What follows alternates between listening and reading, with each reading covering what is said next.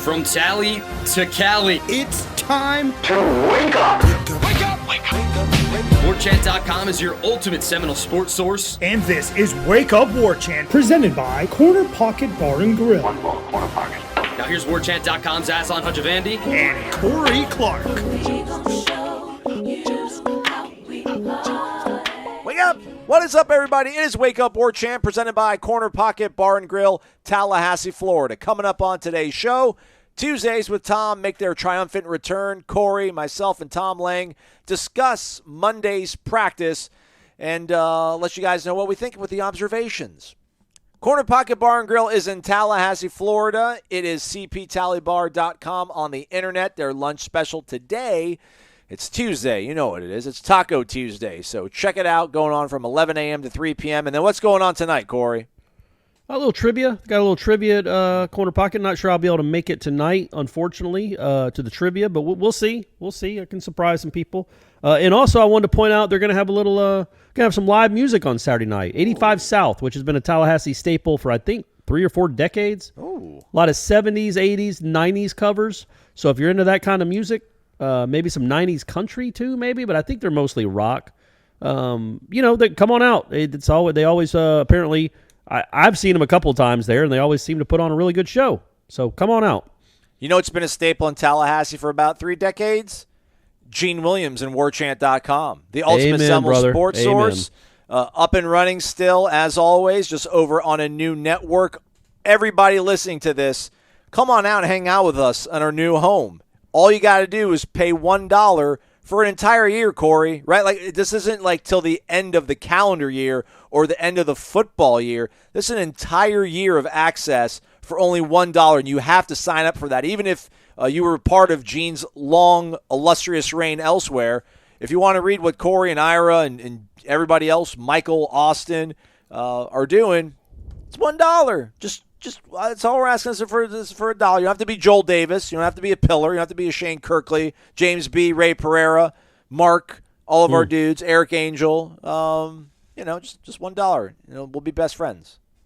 And, all you got to do really, right, Aslan, is just type in warchant.com. Yeah, it's good. Maybe you're usually going to some other part of your computer, and it's hard. Just go into the browser, type in warchant.com, which is what you've been going to forever, and you will see a place where you can sign up for $1 for the year. Now, it gives you an option. You can sign up for $1 for 4 months, or you can sign up for $1 for 12 months. I'm going to let you guys in on a little secret. Go ahead and sign up for the one for 12 months, because that's 3 times as long for the same price. It's a little quick Georgia public school math thrown in there. Holler. $8.3 cents a month is what it comes out to, is what also the Georgia Public Education did. So, Yep. Again, if you've been with us for a year, maybe 10 years, maybe 20 years, you do have to go over to the new network, warchant.com, type it in. You'll see it right on the screen. It's a limited time offer, I think, for 1 week, $1 for an entire year of access to warchant.com. At On3, our new home is On3. Same site, same exact site, same staff. Yep. Everything you've grown to love, just on a different network, and you need to be a part of it. Yeah, come on. Tribal Council and everything on there as well. And tell your friends too. Yeah, absolutely. We did a little bit of a sort of a soft welcome for the show on Monday, but there's some stuff that we can't say, and I was like, let's just kill it all off so we don't do anything that might get somebody in trouble. But we can talk about this. I mean, the website itself on the Midnight Madness. Shannon Terry, who's the founder and CEO of On3. This is his 3rd go-around with making a college sports-focused website. Has just crushed everywhere he's been practically. So, I mean, it's crazy, Corey. Like, for me, I know there's going to be all these analytics and there's this NIL database. But for me, the craziest thing was just a recruiting profile. If you scroll down on a kid's recruiting profile, you will see all the schools he's in, and you'll see, who's his main recruiter. But it looks like it's on top of it, and it shows you his visit dates. But, man, it shows you how far away he is from the campus that's recruiting him. It also shows you what that school has put in the NFL draft, like in the last 5 years, and then specifically at their position. So I'm not even the big recruiting guy, but I know just a thing like that is just the tip of the iceberg of sort of the new data and analytics, I guess, to a certain extent, that's available. So I can't wait to see it kind of fully unleashed, because it really even hasn't been yet. So what's got you most excited? There's a lot of cool bells and whistles and things that weren't maybe part of our our site before that will now be a part of our site, man. It's really neat. Everybody that is on the tribal council that I saw, all the posts were really impressed with the new site and same site, new network, and just impressed with On3 and some of the little tools that they have that our subscribers aren't used to. It's awesome, man. It's really cool, and yeah, it's like it's probably a good tool for recruits and their parents too.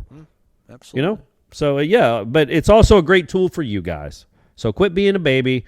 You're not a baby. I'm not. I don't mean you. I mean other people. Go ahead and if you haven't already, be a member of warchant.com on On3. Yeah, $1 an entire year. I forgot to thank this gentleman. His name is Jason. DM'd me the other day. It's called a fletch. Those are fins or veins on the end of an arrow. They help straighten the flight of said arrow. The more you know. So thanks to Jason. So now we know. So okay. You are right. What's the thing called that you actually hold the arrows in? A quiver. Quiver. So that's a quiver. That's correct. Yeah. It's a fletch. Those are the fins or the veins on the end of the arrow. So we can fly straight and strong now. Speaking of fletch, they're coming out with a new fletch. No, they're not. Yeah, John Hamm is playing fletch. How about the that? mighty have fallen. Well, I saw bits and pieces of the original Fletch. Isn't kind of like an abrasive, arrogant jerk? Maybe that. Well, sort of. It's Chevy Chase, so he's just playing himself essentially. Yeah. But it's funny, man. It was one of my all-time favorite movies when I was a kid. It's really funny. Mr. Cocktoastin and Put It on the Underhill Bill. All that stuff is awesome. It was, I think, maybe my favorite Chevy Chase movie. And they're rebooting it after, I don't know, 38 years, something like that. But heck, it came out about the same time as Top Gun. Yeah. So maybe it'll be awesome just like the new Top Gun was. All right, we'll get here to observations with Corey and Tom. I wasn't able to see a lot of it, so I'll lean on those two guys. They know more anyhow. But today, Tuesday, as you're listening to this podcast, they will be in full pads. Yep. So we are now on day 6 of the preseason. They got 20 total practices and scrimmages. They will be scrimmaging on Saturday, but I guess what are you kind of looking forward to most, I guess, maybe with the pads finally coming on here, Corey? I know you've seen a lot of guys that you're impressed by. Is this maybe another data point to see just how legitimate of players they can be and the contribution they can make to the team this season? Yeah, I think I'm going to the pass rush, I want to see the line of scrimmage. Again, you can see some, and we talked to Tom about it a little later, you can see some plays being made, and you can make a judgment on who won a rep and who didn't win a rep, even when they're just in shoulder pads and shells and shorts.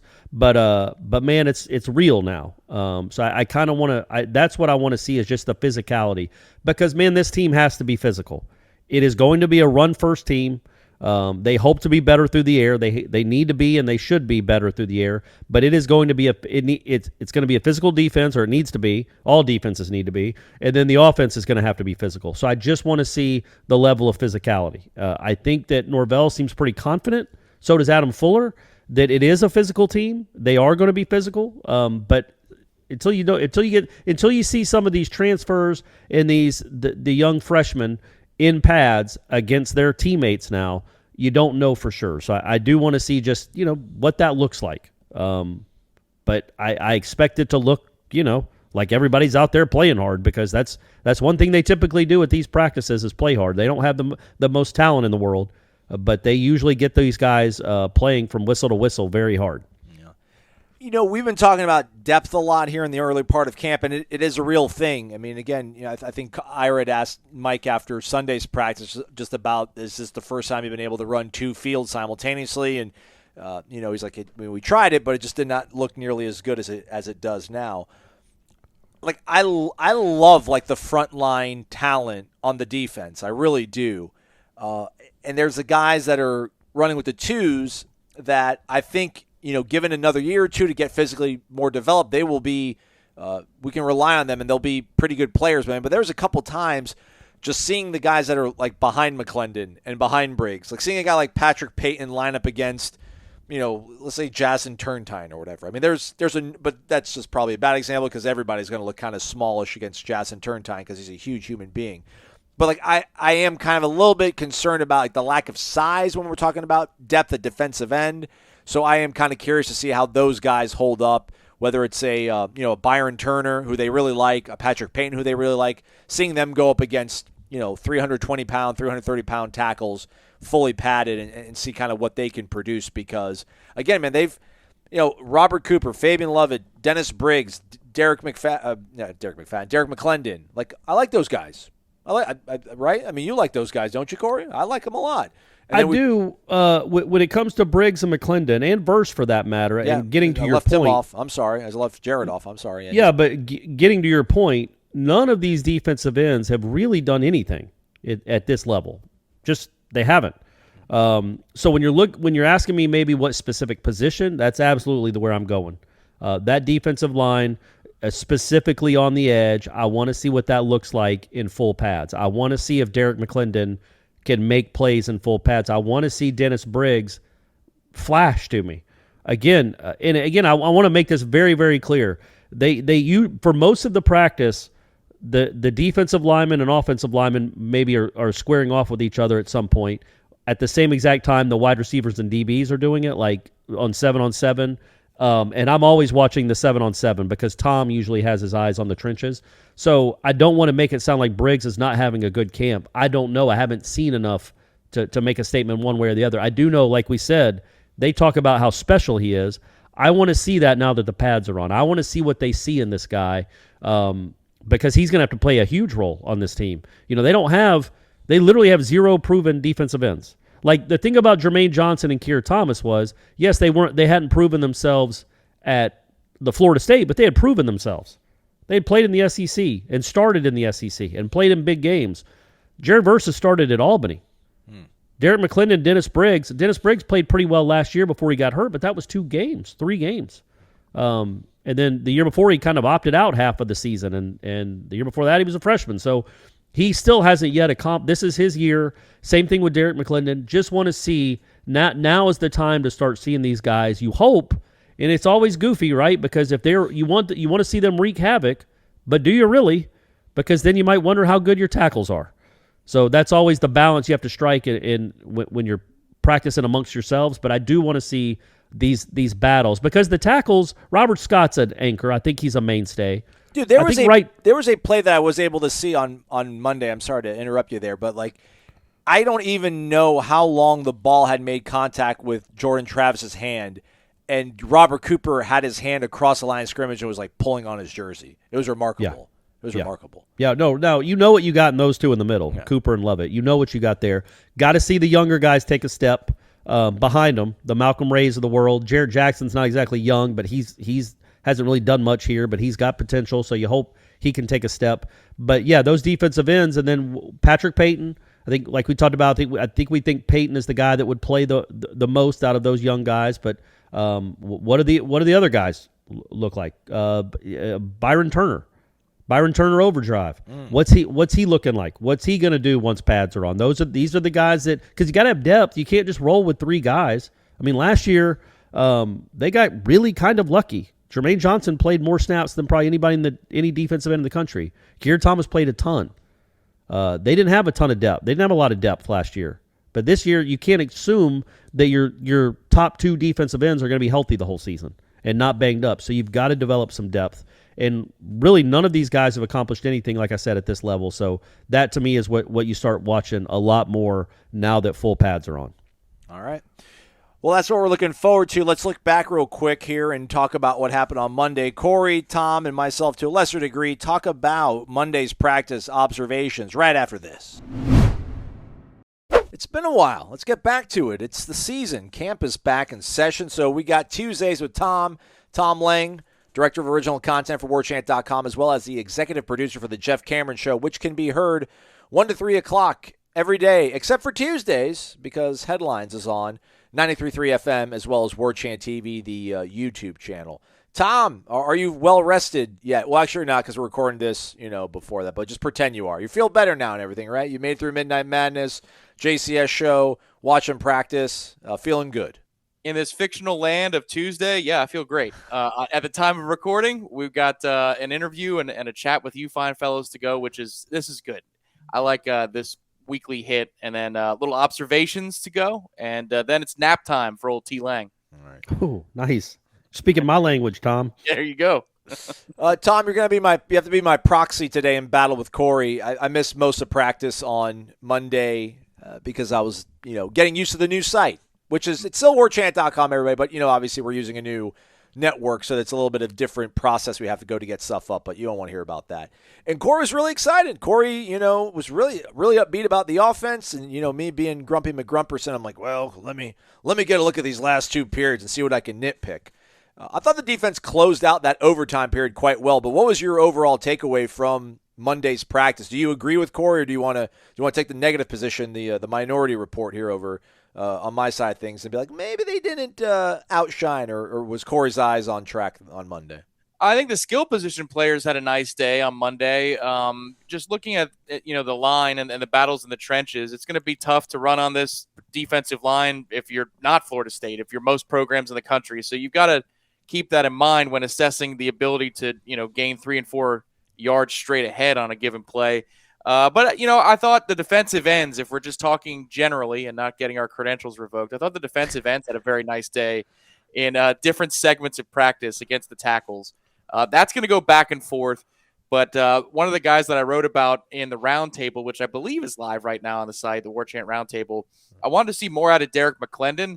And no sooner did I write that and send that into Ira that the next day Derek McClendon made quite a few good plays and stood out, in addition to Jared Verse, who had a very nice Monday. So I think the receivers had a pretty good day. The running backs looked very nice. There's a lot to work with there. But if you're going into the trenches, man, I thought the DNs had a nice day and the tackles were just okay. Corey, your side of things. You were really excited, Corey. I don't want to bring you down. I mean, you're looking great. You're finally on the mend. Dream the dream, man. This offense is going to be – not that you said the offense is going to be awesome, but you were impressed by the way they performed largely on Monday, it seemed like. Yeah, what was interesting to me, and I just realized before we got on here, I was going back over my notes. Amarian Cooper struggled mightily. He gave up a 45, 50-yard, a pokey, and one-on-ones, and then he essentially gave up 3 long passes, similar type passes. Tom, you saw the one to Pittman, which was a great catch. Yes. And a really nice ball from Jordan, actually. But as Tom talked about, the release that Pittman had was an inside release, and Jordan threw it exactly where you need to throw it for someone that got an inside release. He didn't throw it just willy-nilly down the field. It was a very accurate throw, and Pittman went up and made his best catch of the, at least that I've seen, of the practices so far. But, I don't think that's going to be the case for many more practices or days in the life of Amarian Cooper. But in this one, Amarian Cooper on Monday, they did really well against him for the most part. And overall, man, you just wanted to see something. Like Sunday, there was nothing. There was nothing redeeming, in my opinion, about the way the offense played. No turnovers. Jordan Travis didn't have a turnover. I guess that would be what I would say. But other than that, there wasn't really anything redeeming. I thought they ran the ball at times well from a number of different backs. And I thought the wide receivers went and made plays. Finally, they went and made plays. Even the tight ends made a couple plays. And I'm telling you guys, I think, Tom, you're on board with this. There is a chance that Deuce Spann is going to play for this team. Yeah. And maybe play significantly. He made some really nice hands catches. And again, you just wonder how natural he is catching the ball. But he made a couple of nice catches on the sidelines and 7-on-7 and 1-on-1s. And then when they got inside the IPF and did 7-on-7 team, he caught like a 6-yard dart from A.J. Duffy right at the goal line. It was not an easy catch. He was being kind of run through at the goal line as he caught a bullet from about 6 or 7 yards away and caught it and went down and got the touchdown. Like that kind of stuff, man, it just was good to see because you weren't seeing a lot of those kind of catches. Certainly not on Sunday. Am I imagining it, guys? Did Norvell say that? I don't want to say patient, but I feel like we were given some clues during the spring that the Deuce he would need some time to find his kind of groove to be able to contribute. And I don't know. I took that as maybe another year. But when we spoke to Norvell after practice on Monday, Tom, it sounded like he's kind of fast-tracked it. Yeah, well, this is something that goes back to even last week. One of the things Jeff noted when we were talking on the JCS was they're spending a lot of time on the side with Deuce Spann after every rep. They're hard on him. If he makes any kind of technical mistake, they're screaming him down and coaching him up and just being overly critical because obviously they see something in him. And then if you parlay that into some of the progress that we've seen since Shells came on, and obviously ahead of full pads going on Tuesday today, I'd say I'm not ready to pencil him in as a contributor just yet, but there's more than a pulse. Like you're seeing traits that a normal receiver would have, not an athlete who is learning to play receiver. The ability to create your own separation, nuances and breaking off routes, like Corey said, catching with your hands and not into your body. Signs of life for Deuce Spann that if you obviously you take a chance on a player like this, because if you combine that with his athletic skills and his gifts, you've got yourself a real weapon that a defensive coordinator's got to prepare for. It's something that I want to see continue into full pads work and see the consistency. That's the next step.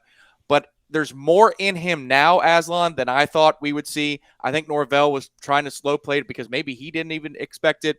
I'm not saying it's a done deal yet, but there's signs of life, real signs of life, that Deuce Spann may be in the receiver rotation maybe in a couple weeks from now.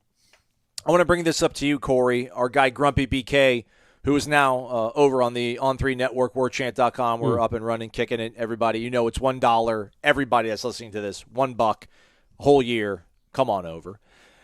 Asked us, hey, guys, I really want to buy into the Azareye'h Thomas, enthusiasm that you guys have. I don't want to call it hype, enthusiasm that we have. But he, pointed to the fact that some of us were a little bit excited about what Shyheim Brown was doing last year, and is this going to be the same sort of case? I do the short answers on this show. You give the nuance, and I'm like, no, this is totally different. What's Azareye'h been doing here in the last few days? So you've been back in town. That's really kind of caught your eye and impressed you. Go ahead, Corey. Me or Tom? Oh yeah, Corey. Did I say Tom to start buddy. the question? I'm sorry. I couldn't remember. A little bit of a meandering question. Oh, come on. That was a joke, Aslan. It was a good question. I'm just joking, man. This is our chemistry. This is why people tune in. I give you grief. Corey. You take it well. Yeah. Most times. So, as I pointed out in yesterday's show, and I'll do it again today, the interception, he had another pick six. I think it's a fair question. Number one, I think probably playing safety as a true freshman is a harder thing to do than playing corner. I also think Azareye'h Thomas is better than Shyheim Brown. Like Azareye'h Thomas, to me, when you watch him, and again, he's 1 week into his first fall practice, so we'll see. I'm not trying to say this kid's the next Jalen Ramsey, but he could be a reasonable facsimile. And he's got enough physical tools, obviously. He's an elite athlete, but he's so heady. And go watch that interview, guys. He doesn't speak like a true freshman. Like he is a bright kid. Niceville High. Kid. Niceville High, stand up. Niceville High. Yeah, they represent, man. Yeah. And he's got a better vocabulary than I do, but he seems to see the game really well. It just makes sense for him. You know how Adam Fuller always talks about seeing the picture, like understanding the picture. This seems like a kid that has that innately. Maybe he does a ton of film work too. I'm sure he does, but he seems to have an innate feel for the game. And the pick six he had on Monday was, it's basically essentially sort of a zone coverage, but he's got responsibilities at two levels, essentially. He's got a wide receiver in front of him. He has to run with him and pass him off, and then also cover the flat. And what he did, in my opinion, was he either deked A.J. Duffy, which is probably what happened, but it looked like he was running with the receiver all the time. He had his eyes on the flat. And when he saw Rodney Hill come out looking wide open in the flat, he stops running with the receiver and darts in front of the pass at the last second. Just shows amazing burst, catches it because he almost catches everything. And then it's an easy touchdown after that. Nobody's gonna catch him. It's a heady play. It's a veteran play. It's not just, hey, I'm bigger and faster and I can leap high. It was that he's making plays with his brain as much as he is with his physical ability, and that's what excites me the most about him. And also just the way he talks about knowing he hasn't done anything yet. He's like, I've got some interceptions. Okay, big deal. Like basically saying he's not trying to worry about the interceptions. He doesn't care about the interceptions. He's just trying to get better every day. So I just, from right now, I am a true believer. I'm buying all the stock in Azareye'h Thomas that's out there. I'm buying it all. The kid looks to me like a legitimate big time player. You're going to have to buy our credentials back too with all that detail, right, Tom? Jeez, Corey, come on, man, conceal some of this sort of stuff. I mean, I feel like they know that. I feel like people know that teams throw balls into the flats to running backs. Ruling on this, Tom, I mean, I would simplify it in this sort of regard with him versus Shyheim Brown last year, that the level of competition they're running with and against is noticeably different. Yeah, I'd say so that. That's why I buy in. That's why I buy into Azareye'h for sure. Yeah, to liken to what Corey's saying too about understanding the game, you think about Kalen DeLoach last year and his development. He was raw, but by November, that was a big-time contributor to the defense who seemed to understand what was going on and what an offense was trying to do to him. You don't make the interception that he made in Gainesville against Florida without understanding what a defense is trying to do, because he comes off of his assignment to make the play. And Azareye'h is doing that as a true freshman. This is a fundamentally different situation than Shyheim Brown for a couple of reasons. And I got some post-fact intel. You can find it on Warchant TV. When Coach Woodson spoke to me during the luncheon a week ago, they wanted to hold his shirt. I did not realize that. And he told me that post-fact, of course. But once they figured out that Akeem Dent and Jamie Robinson were the combo that they wanted to run with, they wanted to retain Shyheim Brown's shirt. So that's part of the reason he wasn't in the rotation. They're emphatic that Shyheim is going to be in the rotation, but it's apples and oranges. Azareye'h Thomas is all over the field. It's a combination of the athletic gifts and the coach's mindset. Or, I mean, he's got brothers who have played college football. This is not a surprise. The pedigree is there, but the athleticism is there. Every day he does something and he makes it look easy. That's the other part. Sometimes there are guys who are making plays in practice because they try really hard, maybe harder than anybody else. Azareye'h is just so smooth in everything he does. So, I mean, you're going to get a consensus. It's just different, like you said, Aslan, and for a lot of reasons like Corey's talking about, because you're combining the brain with the brawn and the speed. Last one before we let you go, Tom, and before Corey tells you that he loves you. Hopefully he'll remember this time. I think you're well seasoned to this, because I think Jeff has talked about this a few times on the program. Jeff Cameron Show, again, 1 to 3 o'clock Mondays, Wednesdays, Thursdays, Fridays, 93.3 FM and Warchant TV, the YouTube channel. Man, what are we going to get out of tight end, huh? I don't like what we have from the tight end position.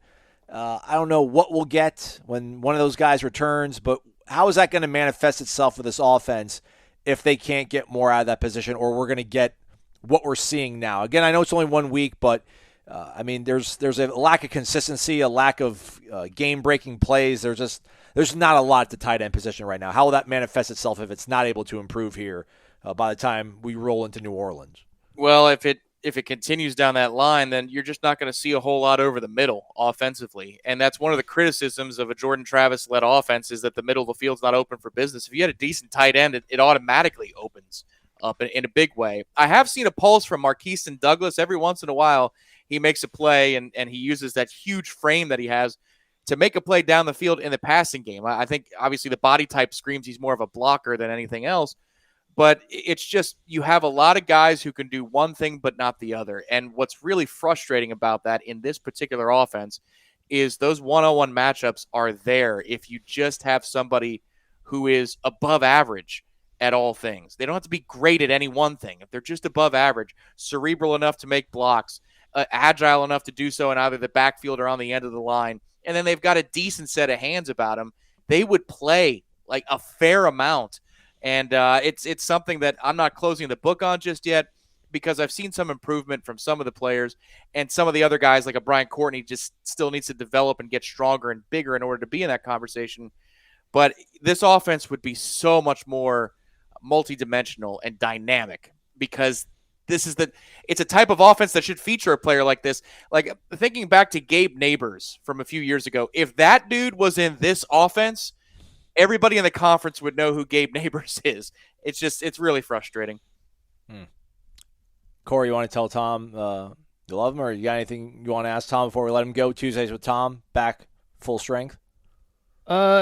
No, well, I mean, I'm going to tell him I love him. That goes without saying. I don't end a phone call with Tom without telling him I love him, and I consider this a phone call. Just people are listening in. I did want to ask what you thought. What have you thought of?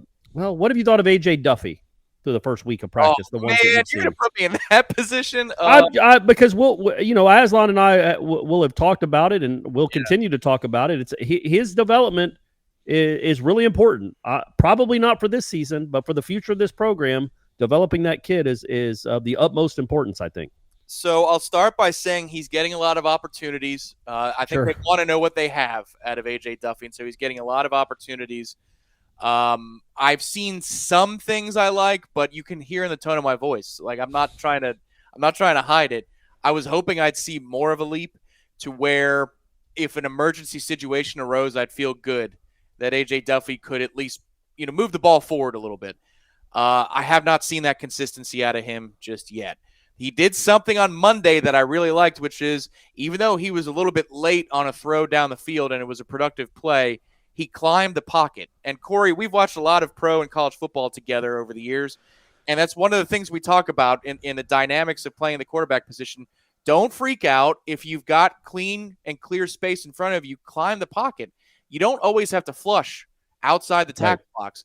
So I thought that was a good thing, but I probably could list the amount of things where I go, all right, AJ, that's what I'm talking about on one hand, and I don't know that I'd use the thumb. So we're still waiting. Tate Rodemaker is going to be an important part of this team this season, would be my best answer. But there is every once in a while a moment where you say that's why they signed this kid. He's got that in him. It's just and also he's 1 week into, like we talked about with Azareye'h Thomas, and Azareye'h Thomas isn't playing quarterback. He's 1 week into his really essentially his career. I know he was here in the spring, but this is his first fall camp. It's when it's really real, and he's 1 week in, so we're expecting struggles. And he's going up against some, unlike in years past, Florida State actually has some real depth at defense. They're playing guys that have started before. That's who Duffy's going against sometimes in these practices is college football starters. Not great players, but starters. And so he struggled a little bit, but I think that's to be expected. And I think Tom's right. You see enough from him where you're like, man, okay, yeah, that's impressive. That he's got something to work with. And you also see other times where you're like, man, you've got to clean that up. Like it's not high school anymore. You can't miss that throw by that much. You can't miss that throw by that much. Let me throw one more thing in there, too, because in the spring, they didn't have multiple offensive lines that could hold up, and they finally do. So I don't know how much he grew in spring when they go full team on team, because it's by default, somebody's in your backfield immediately. The greater amount of depth that they have on the offensive line is going to benefit somebody like A.J. Duffy more than maybe anybody else, because you can have an honest rep. Like I said, he climbed the pocket. What does that imply? That there was a clear pocket to climb in like that. Yeah, not only that, he climbed the pocket and ended up hitting like a 50-yard touchdown pass. That's correct. A perfect throw. It was a productive play down the field. Yeah. I'll continue to be the general guy in case we get in trouble. But yeah, I mean that's the thing to me is when you have more competitive balance in the trenches, it makes everybody better. So that would be, if I'm going to argue against myself, that would be the argument. Now he won't have to panic every time he snaps the ball, and maybe his brain will slow things down a little bit. Awesome. Hey, speaking of awesome, great job on Sunday, Midnight Madness, Tom, with getting everything organized, being the conductor, the marionette pulling, or we're the marionettes. You're the puppeteer. That was fun. So, yeah, go get some rest. And, you and Jeff, Wednesday, 1 to 3, back at it. That's right, 1 to 3. I like these because the guys get to take over at the radio studio, but I'm not alone on a Tuesday. Thank you guys for keeping me company. Oh, you're welcome, buddy. And we love you. I love you, Tom. All right, so maybe on second thought, Corey, defense was actually all right on Monday. I mean, not that they were bad, but I don't know. I guess you were more excited to see the offense finally do something after what they had done on Sunday. So yeah, you can't keep repeatedly getting hit in the mouth and not responding. And I thought that they did respond on Monday. The receivers came out and made more plays. The routes seemed crisper. They got a lot more separation. And I'm talking about even in one-on-ones. Like one-on-ones, you should get a lot of separation. Yeah. You've got the whole field to work with, and you're being covered by one person. There's no safety over the top. There's no linebacker in front. It's just you and a DB, and they didn't get much separation at all and make any real plays down the field, maybe one or two, the whole one-on-one session on Sunday. And on Monday, they made a lot more plays. And then that carried over, I thought, into 7-on-7, 11-on-11. I thought they, for long swaths, I was going to say swatches, but that's a type of watch. Of the practice, I thought the offense really controlled the day.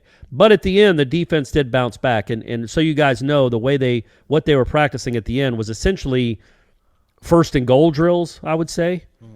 So the are maybe starting at the 22, driving in. They actually did some series work. Usually what they do, and we've explained this before, is they'll just do a set of 3 first down plays, and then the next unit will come in. And then they'll do a set of maybe 3 third down plays, 3rd and 10, 3rd and 5, and you get 3 of those, and then you come out. But this was actually drives. They were actually stacking drives on top of each other, starting at like the 22. They were doing personnel changes and stuff, Yes. too, which I like them. Like, why don't they do that more often? Because usually it's like, all Well, right, I think you it's 11 just are going to it's stay the out there first for these week. 3. Yeah, I guess so. That's like, all right, you 11 are going to stay out here for these 3 reps, and that's that. But, they were running guys in and out like a I think real it's game. just making sure they all get reps, and then it's not so much. And then you're as you get more into camp, you're going to get your personnel groupings more in line with what you're actually going to do in a game, in certain situations. So anyway, the offense I thought the offense ran the ball well even in those situations, but the last stretch was maybe I think it was Jordan Travis's last play,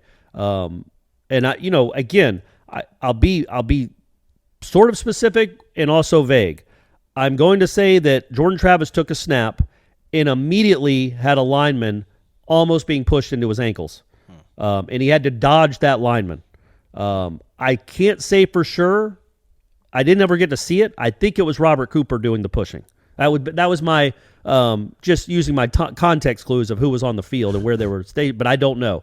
But anyway, so Jordan Travis had to make a crazy athletic move to not get rolled up on, backed up and threw it kind of just up in the air to avoid a sack.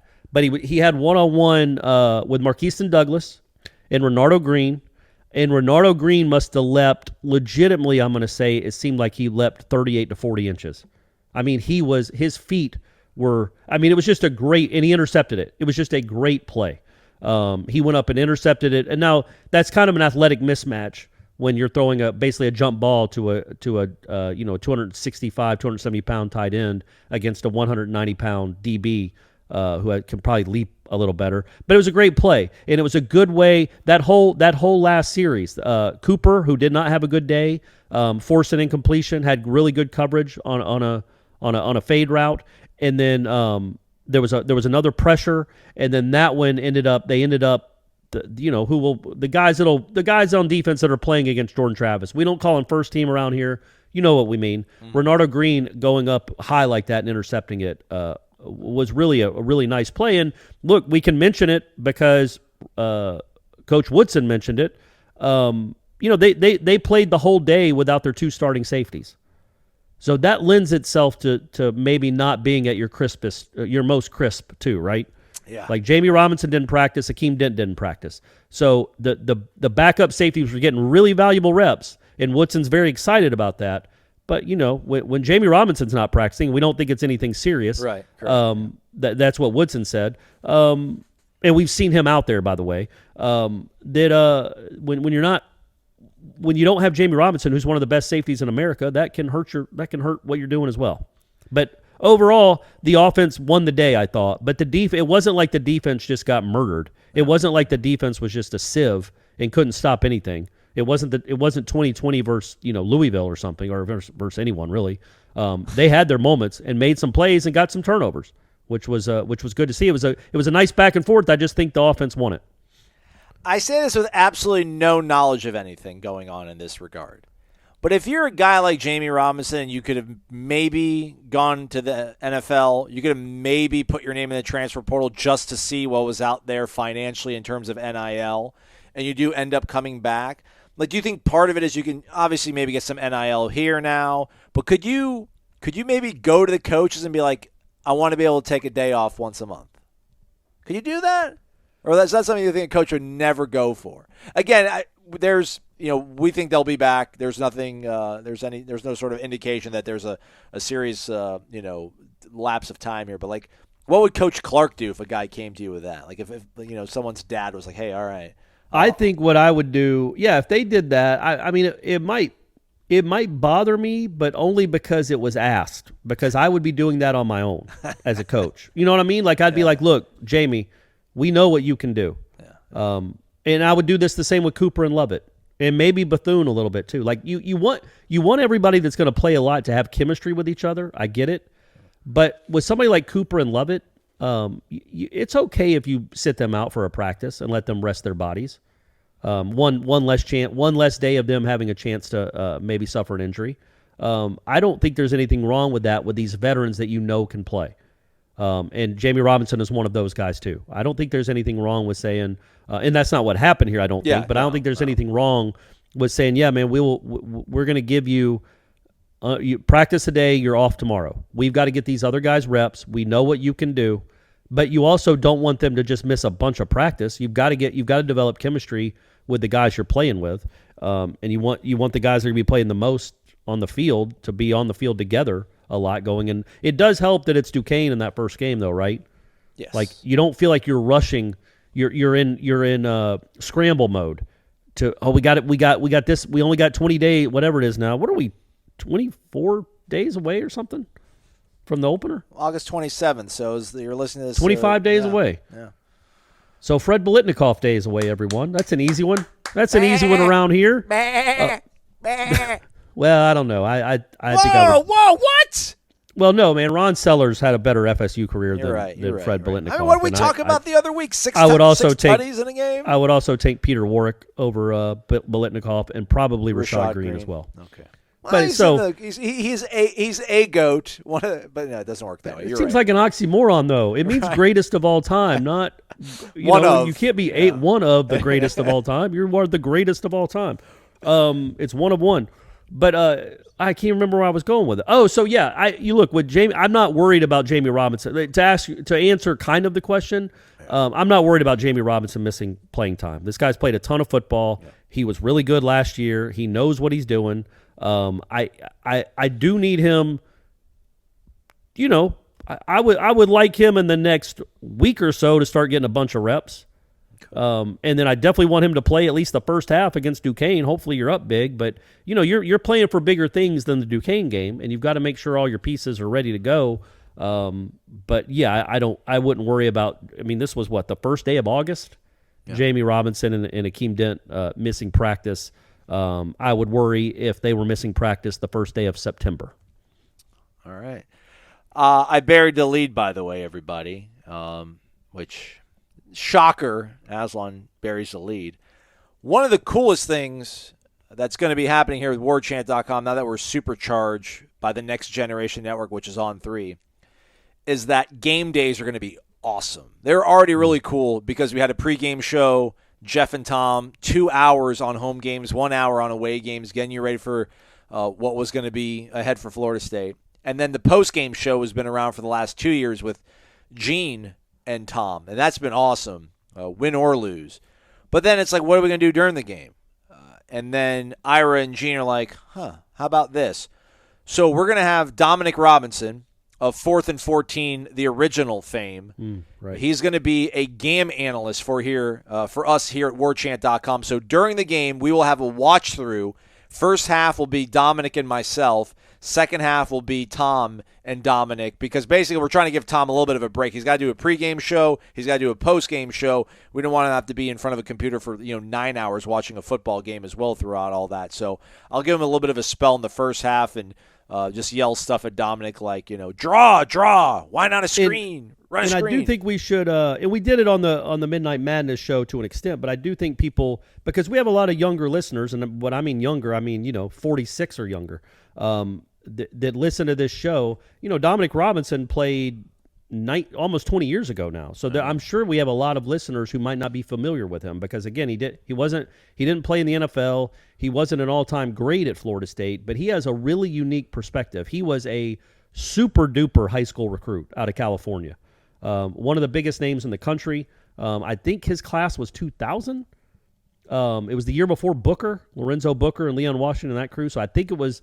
It might have been one of the first years Gene had the site. But Dominic Robinson was a big deal. His nickname was Primetime 2. He came in as a corner, and he played as a corner pretty early, but was never really found his stride there. And what I think is so unique about his story, and there's multiple ones, number one, being a big-time recruit like that, right? And kind of when internet recruiting was taking off and it was like the tech boom of internet recruiting. So he was a big name. He was known.